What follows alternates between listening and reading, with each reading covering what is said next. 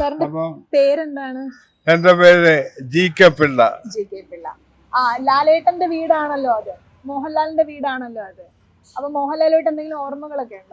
മോഹൻലാലിനേക്കാൾ കൂടുതൽ പരിചയം എനിക്ക് മോഹൻലാലിന്റെ അച്ഛനുമായിട്ടാണ്. അതെ, എന്തെങ്കിലും അപ്പം ഓർമ്മകളുണ്ടോ?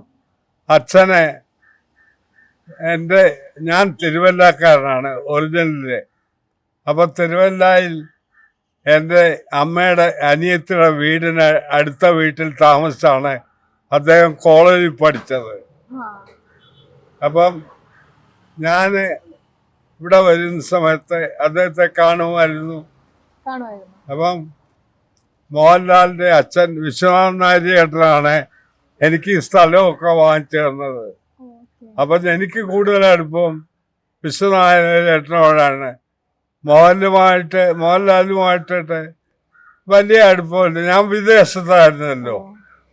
മോഹൻലാല് സിനിമ ചേരുന്ന സമയത്തും അത് കഴിഞ്ഞുമെല്ലാം ഞാൻ വിദേശത്തായിരുന്നു.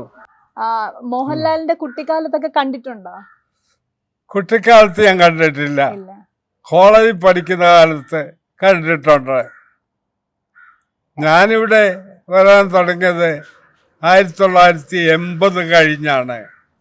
അപ്പോൾ മോഹൻലാലിന്റെ കുട്ടിക്കാലമെല്ലാം കഴിഞ്ഞല്ലോ.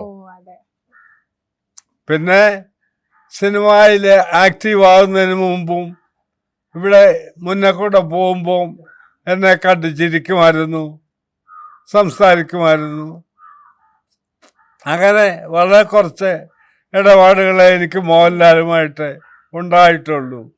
നല്ല സ്വഭാവമാണ്. എന്നെ അച്ഛൻ്റെ കൂട്ടുകാരനാണെന്നുള്ള രീതിയിൽ ആണ് എന്നെയും കാണുന്നത്.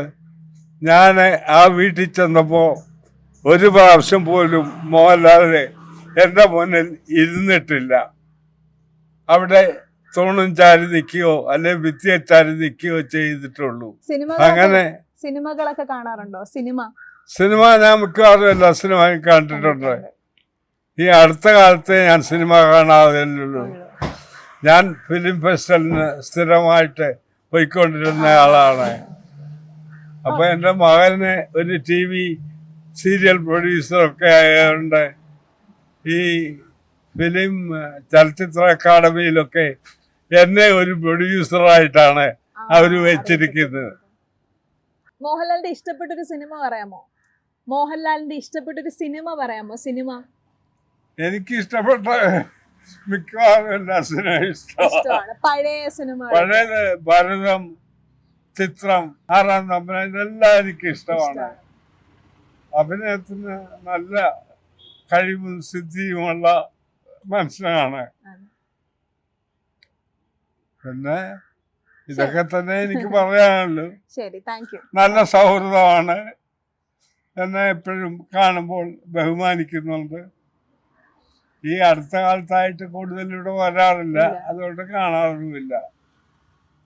ഇതൊക്കെയാണ്. Thank you.